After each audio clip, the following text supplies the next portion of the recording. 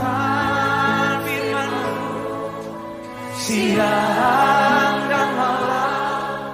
Ku pegang berita-Mu dan ku lakukan. Engkau tahu ya Tuhan, tujuan hidupku hanyalah untuk menyenangkan hati. Haleluya, haleluya, salam. Selamat pagi Bapak Ibu Saudaraku yang dikasihi dan diberkati Tuhan dimanapun saat ini Anda berada. Kembali di pagi hari ini berjumpa dengan saya Pastor Cornelius Rahtomojati di dalam program Renungan Pagi Kebenaran Firman Tuhan. Dan pagi hari ini saya mengajak setiap kita untuk kembali mendengarkan akan renungan kebenaran firman Tuhan. Bila firman Tuhan pada pagi hari ini mengingatkan, menguatkan, dan memberkati setiap kita semua.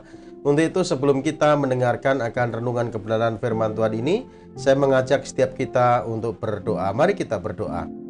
Bapa di surga, dalam nama Tuhan Yesus, kami bersyukur kepadamu buat anugerah-Mu di pagi ini Tuhan. Kami boleh bangun pagi dengan tubuh yang sehat, dengan jiwa yang kuat, dengan semangat yang baru. Semua karena kebaikan-Mu dalam kehidupan kami. Untuk itu pagi ini kami merindukan Engkau berbicara, Engkau berkata-kata melalui kebenaran firman-Mu. Sampaikan firman-Mu Tuhan, kami siap untuk mendengarkan. Hanya demi nama Yesus Kristus Tuhan, kami mengucap syukur, kami berdoa. Haleluya. Amin, amin. Puji Tuhan. Baik Bapak Ibu Saudara yang kasih dan berkati Tuhan, pagi ini kita akan mendengarkan kebenaran firman Tuhan dengan satu tema, jangan tamak. Jangan tamak. Untuk mendasari akan kebenaran firman Tuhan yang saya sampaikan ini, saya mengajak setiap kita untuk membaca Alkitab kita yang terambil dari Lukas pasal yang ke-12 ayatnya yang ke-15. Firman Tuhan katakan seperti ini perkataan Tuhan Yesus sendiri saudaraku. Katanya lagi kepada mereka, yaitu kata Tuhan Yesus kepada mereka, kepada murid-muridnya dan kepada orang yang mendengar pada waktu itu, berjaga-jagalah dan waspadalah terhadap segala ketamakan. Sebab walaupun seorang berlimpah-limpah hartanya, hidupnya tidaklah bergantung daripada kekayaannya itu. Saya ulangi sekali lagi saudara. Kata Yesus kepada mereka, ya, berjaga-jagalah dan waspadalah terhadap segala ketamakan. Sebab walaupun seorang berlimpah-limpah hartanya, hidupnya tidaklah tergantung daripada kekayaannya itu. Haleluya, puji Tuhan. Bapak Ibu Saudara yang kasih Tuhan, kekayaan adalah sesuatu yang penting bagi kelangsungan hidup manusia. Dengan kekayaan orang dapat memenuhi keinginannya. Secara manusiawi saudara, secara manusiawi ini wajar dan bukanlah dosa karena Alkitab tidak pernah melarang umatnya memiliki kekayaan yang berlimpah atau menjadi kaya. Itu nggak melarang, Alkitab nggak ada larangan untuk kaya saudaraku, ya, nggak ada larangan. Bahkan di Alkitab juga ya banyak orang yang kaya saudara, ya, nggak melarang, orang yang kaya itu nggak melarang. Tetapi kalau kekayaan itu sudah menghalangi dirinya untuk berjumpa dengan Tuhan, kekayaan itu sudah memikat hatinya sehingga Tuhan sudah dilupakan, ini yang sangat diperhatikan dan sangat serius untuk diperhatikan dalam kehidupan kita saudara. Ini sangat bahaya. Jadi Tuhan gak melarang ya umatnya itu kaya. Kalau saudara dikaruniakan kekayaan, puji Tuhan. Tapi jangan sampai kekayaan itu ya menutup mata rohanimu sehingga saudara melupakan Tuhan. Tuhan Yesus berkata begini saudara, aku datang supaya mereka mempunyai hidup dan mempunyai dalam segala kelimpahan. Itu dalam Yohanes 10 ayat 10b, tentunya kita semua tahu saudaraku. Ya, Tuhan Yesus merindukan supaya umatnya, orang yang percaya kepada Tuhan itu memiliki hidup. Ya, hidup dalam segala kelimpahan. Ya, kelimpahan di sini saudaraku bukan hanya kelimpahan harta benda, tapi kelimpahan damai sejahtera, sukacita, kebahagiaan dan sebagainya saudaraku. Kelimpahan di sini seperti domba yang dibawa ke padang rumput yang hijau dan sangat lebat. Dan itulah kelimpahan yang Tuhan sediakan bagi umatnya. Jadi kaya itu nggak dosa, ya. Kaya nggak dosa. Tetapi ingin kaya itu bisa menjadi dosa saudaraku. Ingin kaya itu bisa menjadi dosa. Bapak Ibu saudara yang kasih Tuhan, harus kita perhatikan bagaimana proses kekayaan atau menjadi orang kaya. Ya, itu yang perlu diperhatikan, prosesnya seperti apa ya untuk memperoleh kekayaan itu. Karena paradigma orang terhadap kekayaan akan menentukan sikapnya terhadap kekayaan itu sendiri. Paradigma yang benar akan menciptakan suatu kesadaran diri untuk mewaspadai bahaya atau ancaman dari kekayaan tersebut, saudara. Setidaknya ada dua bahaya yang patut diwaspadai berkenaan dengan kekayaan. Ya, ini kita perlu waspadai, saudaraku. Yang pertama, bahaya mengenai kekayaan. Kekayaan tidak pernah memberikan rasa cukup. Sekali lagi, kekayaan itu tidak pernah memberikan rasa cukup. Ya, orang sudah memiliki mobil satu, pengen mobil dua. Orang sudah punya mobil dua, ingin punya mobil yang lebih bagus lagi. Dan itulah manusia. Orang sudah punya rumah, ya sebelumnya kontrak punya rumah, pengen punya rumah lebih besar lagi. Dan itulah manusia. Nggak ada rasa cukupnya. Ya, manusia nggak ada rasa puasnya dalam kehidupannya, saudaraku. Jadi kekayaan itu tidak pernah memberi rasa cukup.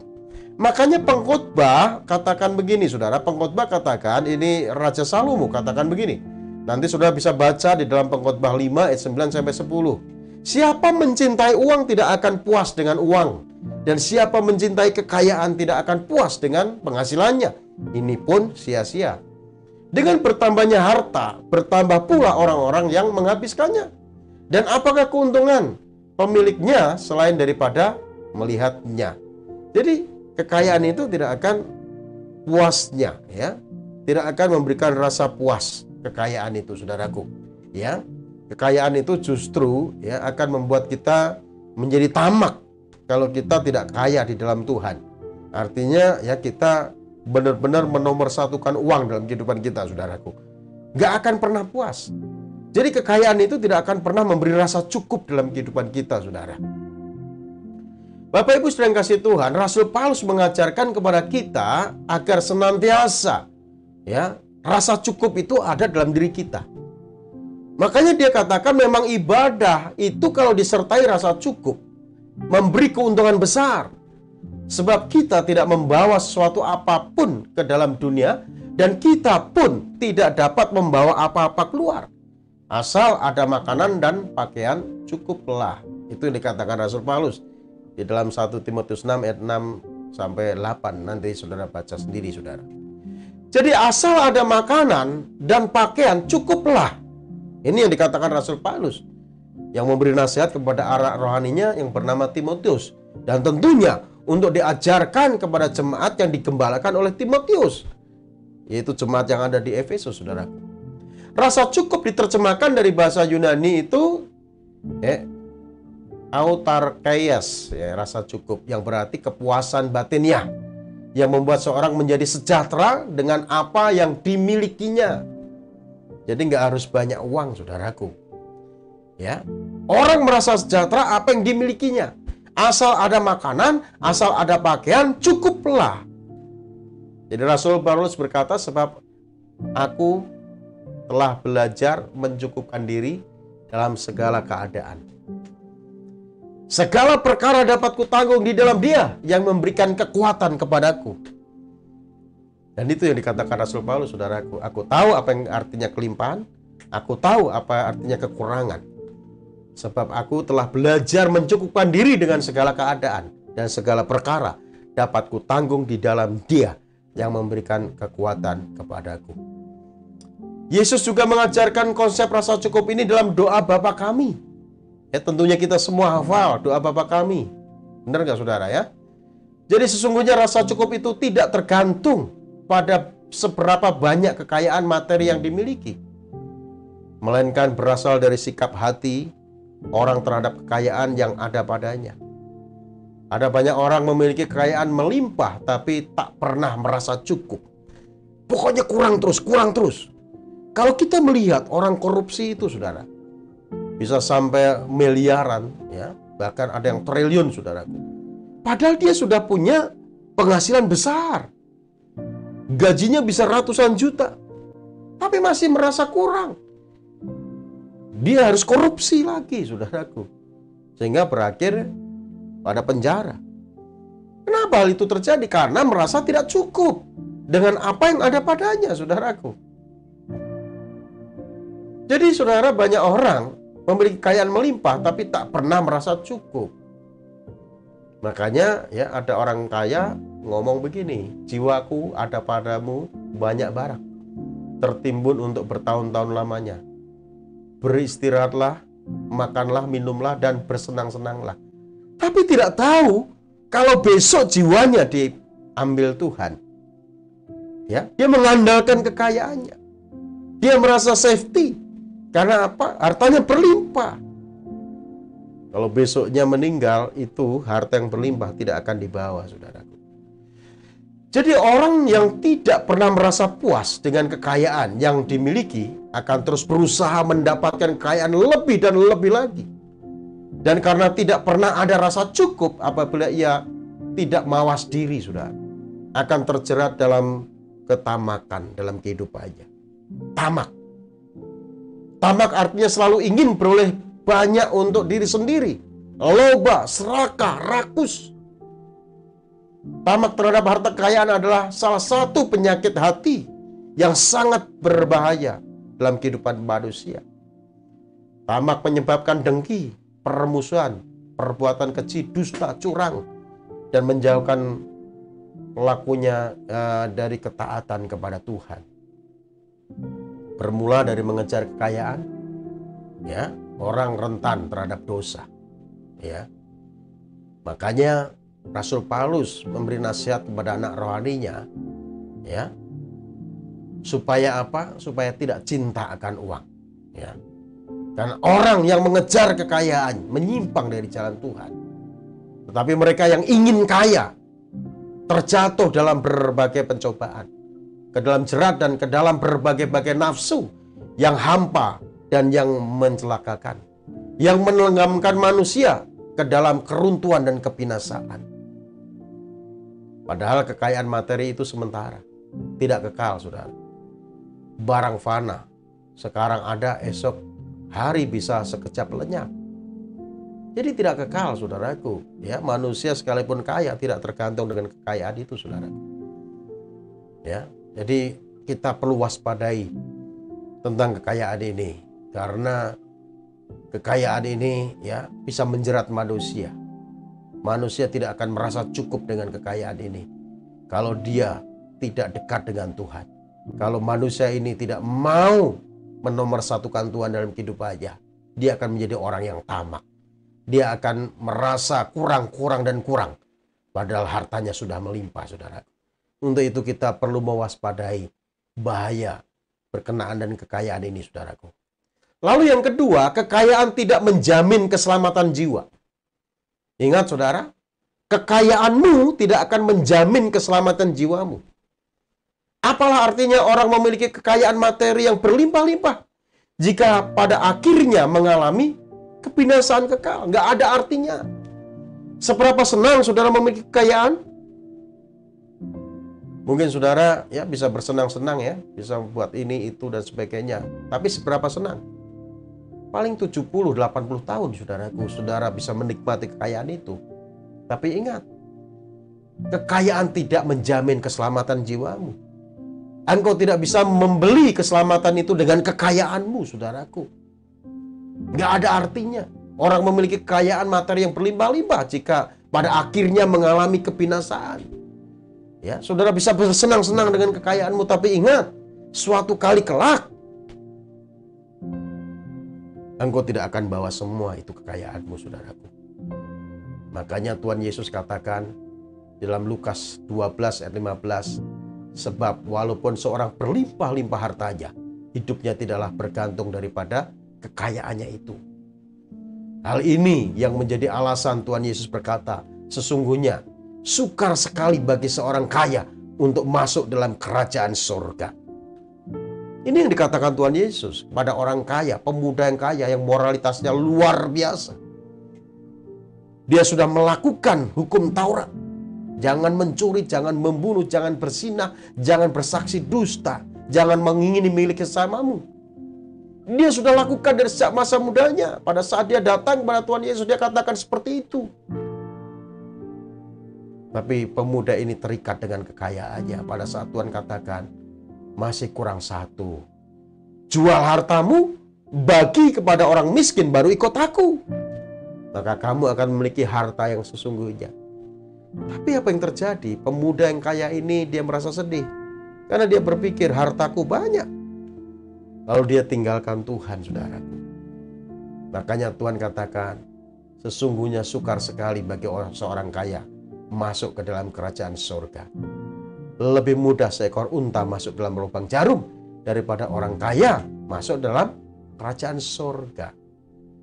Yang menutupi adalah kekayaannya untuk dia bisa masuk dalam kerajaan surga. Karena dia lebih cinta kekayaan daripada cinta kehidupan kekal yang Tuhan sediakan, saudaraku. Ayub pun juga menyadari, saudara. Dia katakan, dengan telanjang aku keluar dari rahim ibuku. Dengan telanjang juga aku akan kembali ke dalamnya. Tuhan yang memberi, Tuhan yang mengambil, terpujilah Tuhan. Artinya, saudara, kita tidak membawa apa-apa saat datang ke dalam dunia. Dan kita pun tidak akan membawa apa-apa pun juga saat kita meninggalkan dunia ini, saudaraku. Jadi jangan sombong kalau engkau saat ini memiliki kekayaan. Tetaplah menjadi orang kaya yang rendah hati. Dan jangan engkau terikat dengan kekayaanmu itu yang engkau jadikan sukacitamu. Tapi ikatkan dirimu kepada Tuhan. Lekatkan dirimu kepada Tuhan. Jangan jadi orang tamak, saudaraku. Jangan terlalu asik mengumpulkan harta kekayaan di bumi. Sehingga kita lalai untuk mengumpulkan harta yang sesungguhnya, yaitu harta surgawi, saudaraku. Jangan sampai kita mengutamakan perkara-perkara duniawi, lalu mengabaikan perkara-perkara rohani. Jangan sampai, saudaraku. Ya, kita harus sadar, kita harus ingat. Kalau Tuhan memberikan kekayaan dalam kehidupanmu, jangan engkau terikat dengan kekayaan itu. Tapi pakai harta kekayaanmu itu, saudara, untuk memuliakan Tuhan. Ya, untuk mendukung pekerjaan Tuhan. Untuk menolong orang. Ya, kumpulkan harta di surga, bukan harta di bumi. Jangan engkau sibuk dengan perkara-perkara dunia, saudara. Karena pada saatnya engkau akan menyesal. Ya, engkau tidak mengabaikan perkara-perkara rohani. Dan firman Tuhan katakan, karena di mana hartamu berada, di situ juga hatimu berada. Ya, jangan sampai hati kita itu berada pada harta kita, bukan hati kita berada kepada Tuhan. Mata hati kita tertuju kepada harta kita, bukan kepada Tuhan. Jadi Bapak Ibu saudara yang kasih Tuhan, tamak akan kekayaan hanya akan membawa seorang kepada kebinasaan. Ketika diberkati dengan kekayaan melimpah, seharusnya makin kaya dalam kebajikan, saudara. Ini yang Tuhan mau dalam kehidupan kita. Jadi ingat dua hal yang sudah kita pelajari pagi ini tentang kekayaan. Jadi yang pertama, kekayaan tidak pernah memberi rasa cukup. Yang kedua, kekayaan tidak menjamin keselamatan jiwa, saudaraku. Tidak bisa menjamin keselamatan jiwa kita. Untuk itu jangan kita menjadi orang tamak. Tapi bila kita kalau dikaruniakan kekayaan, kita pakai untuk sesuatu hal yang baik, memuliakan nama Tuhan. Tuhan Yesus memberkati, mari kita berdoa. Bapa, terima kasih buat firman-Mu pagi ini yang mengajar kami, menegur kami Tuhan.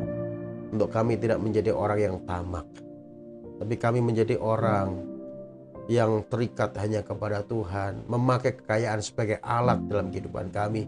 Bukan kami diperalat dengan kekayaan itu. Dan kekayaan itu segala-galanya dalam kehidupan kami. Karena kami sadar kekayaan itu tidak memberi rasa puas dalam kehidupan kami. Dan kami juga sadar bahwa kekayaan itu tidak bisa menyelamatkan kehidupan kami. Yang bisa memberikan kami kepuasan. Yang bisa memberikan kami keselamatan hanya Engkau ya Tuhan. Dan biar kami terikat hanya kepadamu. Berkati kami semua dengan berkat rohani dan berkat jasmani ya Tuhan. Limpahi dengan kebaikan-Mu. Terima kasih Bapa, terima kasih kami menyerahkan hidup kami di sepanjang hari ini dalam pimpinan Tuhan. Dan sebelum kami berpisah Bapa, kami rindukan Engkau memberkati kami semua dengan berkat yang terbaik dari surga. Mari kasih Tuhan permata hati Tuhan, arahkan hatimu untuk kita menerima berkat yang terbaik dari Tuhan. Bila Tuhan Yesus memberkati rumah tanggamu, Tuhan Yesus memberkati kesehatanmu, Tuhan Yesus memberkati usaha dan pekerjaanmu, Tuhan Yesus memberkati pelayananmu. Biarlah apa yang kau rencanakan, kau usahakan akan selalu Tuhan Yesus buat berhasil, sehingga nama Tuhan terus dipermuliakan melalui kehidupanmu. Terimalah anugerah berkat yang berlimpah-limpah dari Allah Bapa kita di surga, cinta kasih sayang daripada Tuhan kita Yesus Kristus, oleh persekutuannya dengan kuat kuasa Roh Kudus menyertai kita sekalian. Mulai saat ini, besok hingga Yesus menjemput kita masuk dalam kehidupan kekal sampai selama-lamanya. Setiap kita yang sudah diberkati Tuhan dan yang percaya sama-sama katakan amin. Puji Tuhan. Baik Bapak Ibu Saudara yang kasih Tuhan, pada akhirnya saya hambanya Pastor Cornelius Rahtomojati undur diri dari pandangan saudara, dari ruang dengar saudara, dan berjumpa kembali di besok pagi dalam program yang sama, yaitu renungan pagi kebenaran firman Tuhan. Tuhan Yesus berkati kita semua. Salam. Renungkan firman-Mu siang dan malam, ku pegang berita-Mu dan ku lakukan. Engkau tahu ya Tuhan tujuan